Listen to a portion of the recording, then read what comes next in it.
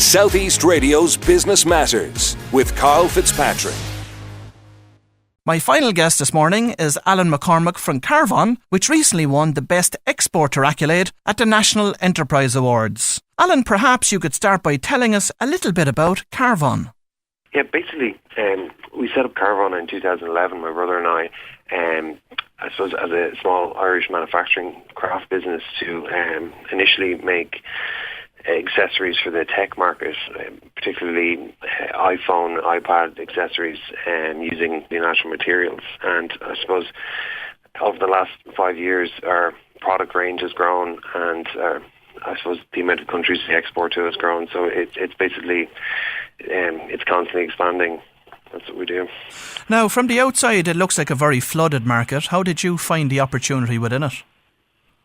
Yeah, I suppose one of the things we find with the market is the more players that are there, it generally it's a good indicator of that there's strong demand. So we found that by differentiating ourselves with our offering, it allowed us to carve out a slice of that market, basically. So I suppose you have people like Belkin and large manufacturers that don't necessarily offer a personalised or tailored service, and we kind of find that's where we fit in. You mentioned personalisation, and there's no doubting that personalisation is going to play a big part in the future of retailing. But what happens when Belkin and others go down the personalisation route? How are you going to compete with them at that stage? Yeah, that's a very good question. I suppose personalisation would be one aspect of our offering. It's very important, but like for example, our turnaround times are extremely quick, and like most of our products are shipped next day. And we also offer extremely aggressive lead times on corporate orders. So, for example, we've fulfilled orders in California for corporate clients within 3 days door to door. So I suppose we find we can compete on the corporate front even with companies in our clients' locality. So we try and compensate with the service. And how have you managed to be able to scale up in such a way that you're able to provide such quick turnaround times? Yeah, so I suppose we had to, from the start, we made sure that every aspect of the business was scalable. We knew we wanted it to grow, so literally our e-commerce platform, all of our analytics, even our logistics partners, everything's designed for scale. So like with FedEx come here every day, they have their own printer in our workshop.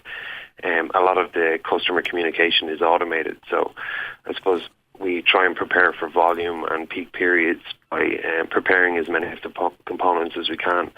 So it's literally a case of scaling up the staff, but also trying to streamline the processes as we grow. So it's been challenging, but interesting at the same time. And are you using traditional cobbling techniques, or in technology such as 3D printing enable you to automate elements of the process? Yeah, so I suppose 3D printing doesn't quite apply, but we do use CO2 lasers for personalization. I suppose 3D printing is still kind of finding its feet in terms of what materials can be produced using it. And I suppose leather is a natural product that we specialise in. So look, we do have a traditionally trained cobbler on board, and so I suppose a lot of the actual physical manufacturing is traditional, but a lot of the personalization is very high tech. So I suppose it's marrying that tradition with modern systems to create the end result. And typically, who are your clients and how do you reach them? So I suppose the company is pretty much split 50-50 at the moment, or our client base is split 50-50 between individuals looking for either products for themselves or gifts for their family, and then on the other side, the corporate clients. So I suppose a lot of our individual customers come from search engine optimization, online marketing and referrals, and a lot of our corporate customers, I suppose, similar routes, but a lot of it's referrals. And are you finding that platforms such as eBay and Amazon are useful to you? Or have you decided to stay away from them? Well, that's a very interesting question. So we haven't actually gone down the eBay or Amazon route because they tend to be for, I suppose, a little more commodity-based sort of products. I suppose our service is a little bit more hands-on, and we tend to prefer that we bring customers in through our own website. We do have one or two exceptions to that. Like there's Etsy in the US, which is pretty much set up for US customers looking for personalized small gift products, so it kind of fits well. And likewise, there's a similar program in the UK called Not on the High Street that offer a similar service. So basically those three platforms are how we bring in most of our business. Just talking about your own direct website itself, how do you generate traffic to the site? Is it done through Google AdWords, Facebook ads, Twitter, or direct SEO? I suppose it's a combination of all four. And so like it's interesting the way online advertising is going. I suppose people that are aware you're advertising to them aren't necessarily. It's not the best way of getting people in. So I suppose it's trying to be subtle. Like it's blog posts, creating content, search engine optimization. So I suppose you're more trying to help the people out that are looking for. I suppose you're trying to create a solution for people that have problems rather than, I suppose, just trying to randomly advertise. And have you considered using retail channels to get your product to market? I suppose we do have a small number of retail clients, but it's not an area we spend too much time on.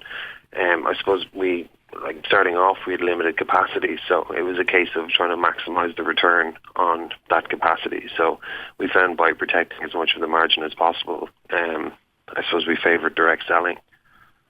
Now, if you've just tuned in, I'm joined by Alan McCormack, the Creative Director with CarveOn. Alan, has CarveOn experienced much repeat business, or does the nature of the business dictate that purchases tend to be one-offs?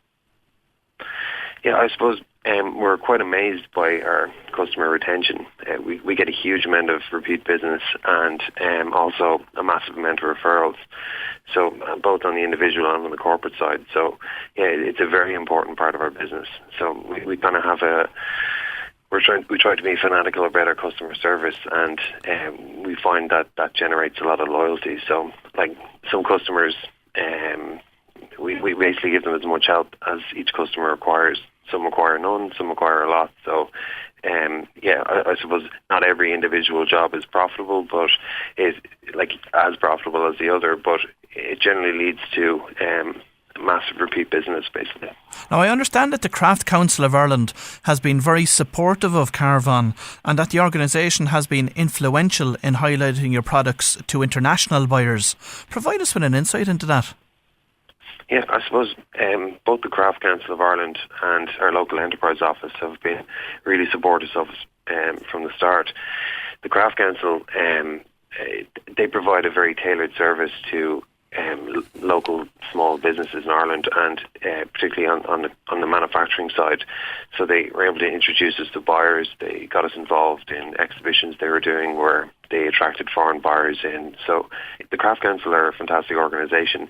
It's not just the introductions to buyers and international players, but it's also meeting like-minded company owners and craftspeople from around the country and hearing their stories and swapping tips and helping each other where we can. So yeah, it's a fantastic organisation, and just anyone who's out there that is manufacturing or has a craft business, I'd highly recommend them. Now, one of the considerations that you must have thought about, were you going to keep the manufacturing of the product itself in-house, or were you going to look overseas? Yeah, so interesting. We've never tried to outsource our manufacturing, and it's something that we'd like to always keep in-house.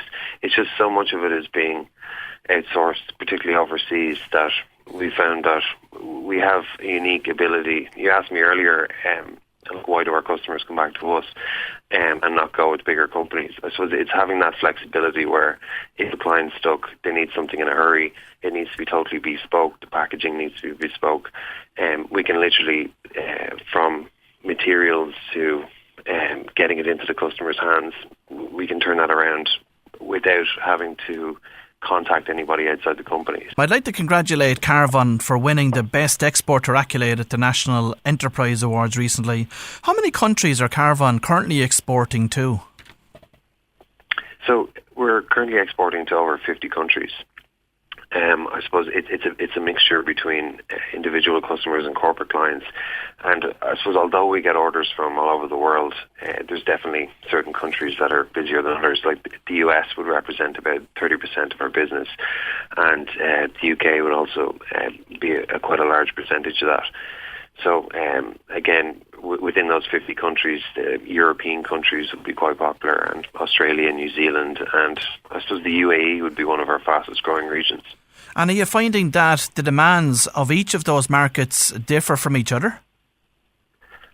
That's a good question, actually. I suppose our service and offering keeps customers within a certain bracket. We do bespoke projects for a lot of our corporate clients. So I suppose we found maybe our US customers are perhaps looking for something.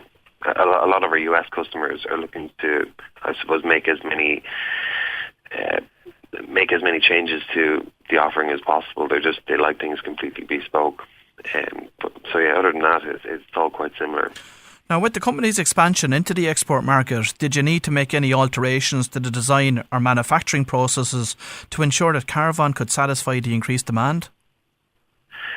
Yeah, I suppose we were constantly prepping for scale, and we're always trying to increase our capacity. Like, for example, we're moving to our third facility now. We started off at the back of a residential unit, and then we moved into an old milking parlour on a farm in Kill, County Kildare, and we're in the process of buying a factory in Kilcullen that's probably 15 times the size of our current facility. So I suppose that has its own challenges. So we're building the team, we're constantly buying bigger and more efficient machinery.